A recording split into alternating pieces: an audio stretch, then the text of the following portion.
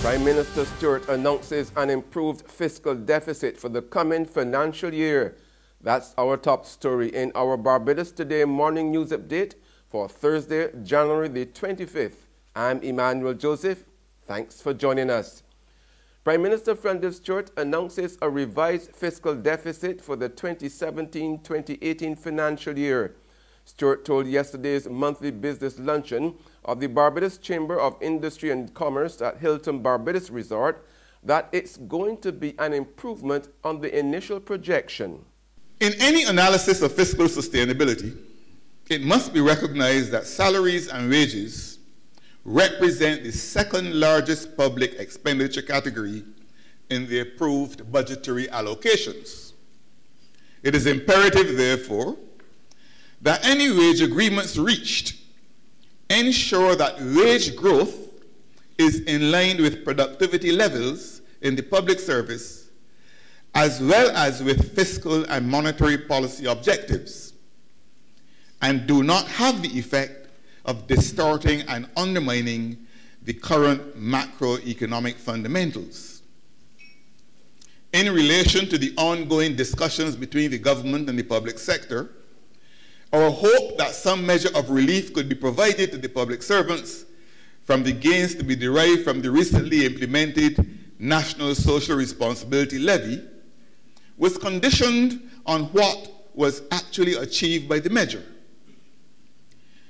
Non-salary and salary alternatives are being explored to see what accommodation can be considered. Meanwhile, Prime Minister Stewart is cautioning that while he is prepared to grant public servants a level of relief, it will not be done to the detriment of the economy. He said any increase at this time must be linked to productivity. With the deficit closing last fiscal year, 2016-2017, at around 6.8%, it is anticipated that this gap will be closed by a further 3%, therefore bringing the actual outturn very near to or even surpassing the intended target of 4.4% set during the budget estimates debate last year. In other news now, Minister of Education Ronald Jones has issued a stern warning to the business at the center of the environmental complaints affecting the Wesley Hall Junior and Infant Schools. It is that never again should environmentally harsh bumper C fuel be used in its operations, as he questioned why had it taken the laundromat so long to make the switch to natural gas, while pointing out that the business Tropical Laundries was also at the center of similar environmental concerns dating back to the early 2000s, which led to the permanent closure of the now defunct Louis Lynch, formerly known as the Roebuck Secondary. Jones suggested that the problem should have been dealt with a long time ago. I've been told that because the school was being affected by issues coming from the laundry, and I've been told that they intend to abandon the use of bunker C, which, as you know, is a very harsh fuel to burn. And if there's a congregation of many in any one single space, you will find it being held, because all of those bodies, we have on that compound, I believe, just over 1,100 students. The infant school, which carries about 500, and the primary school, which carries about 600 students. So there's a lot of students, and then teachers added to that. So they said they will shift to natural gas, which is a really cleaner fuel, and you shouldn't have any effect unless there's a major rupture of the plant. One would hope that wouldn't happen. So I think the company has the consciousness to know that they will have to do the appropriate shift. There's regional and international news after this short break.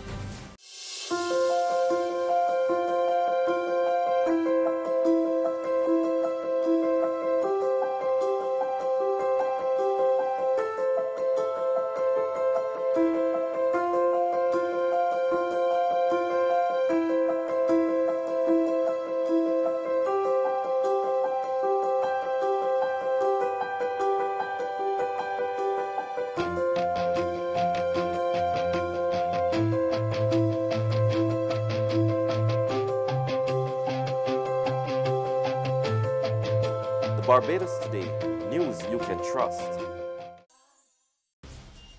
Welcome back with news from the region now. A brutal Venezuelan gang known as the Sindicato continues to maintain a presence along Guyana's borders. Residents near the area are reported to be living in fear and want urgent help. Guyanese living along the Winnemou River are calling for tighter security since they have difficulty identifying some of the gang members since they dwell among them like normal people. The notorious Venezuelan gang called Sindicato is maintaining a presence along Guyana's borders, particularly in Arau, Mango Landing, up the Winnemou River in Region 7. That's about 2 hours by speedboat from Iterengbang. Nightly News went to the area over the weekend. The area is populated mainly by Venezuelans who fled the harsh economic and political conditions in Venezuela. The Sindicato gang has since claimed responsibility for the beheading of this Guyanese miner.